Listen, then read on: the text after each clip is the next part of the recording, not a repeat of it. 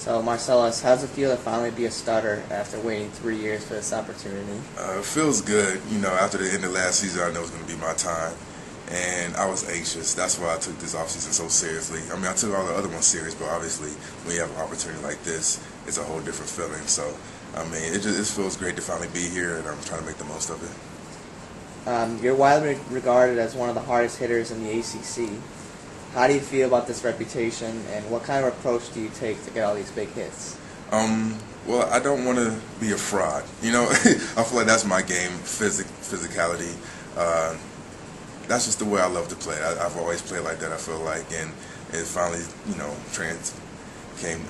been showing up in the game. So when I get that kind of anointment as the hardest hitter, I don't want a lot of people. So I try to make sure that I prove them right every time. All right, Roderick, how do you feel the team has progressed so far this season? I feel that we progressed a lot this season. We started off in the summertime really working and talking about this as our team and what direction do we want to send it. So it's really up to us, and I feel that we put in the hard work and the effort to get to where we wanted to go. And right now we've beat everybody else's expectations except for ours, and our expectation to win the ACC championship. So we're still progressing. We still got a long way to go. Take us through like an interception or a pass breakup. What are you looking for when the offensive line's up?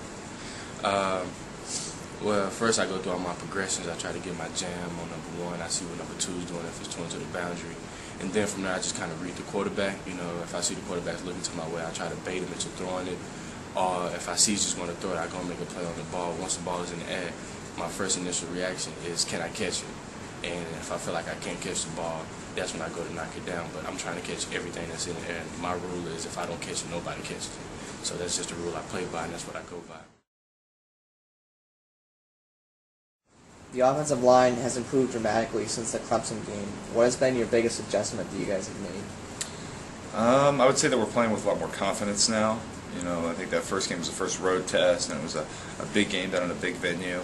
And I think, maybe a couple of guys were getting the jitters out of their system, but now I think, we're playing with confidence. We're understanding, our assignments better. We're playing as a unit, and we've been successful.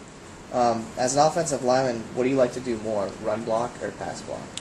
I like to do the blocking that gets the most yards. That's the one I like. I don't really care if it's run blocking or pass blocking, but if I had to pick, I'd probably say pass blocking. It's a little bit more one-on-one. Okay. All right, Luke, you currently lead the Eagles in tackles. Did you expect to have such an impact in the I season? really had no idea what to expect, coming in. I came up for the spring game, Will Thompson was here, Mark was here, and then they had some guys pretty much slotted, but then over the course of the next couple months, some things happened, so I think, like Mark came down with cancer, and, Will got hurt, so I think it's kind of opened up a little bit.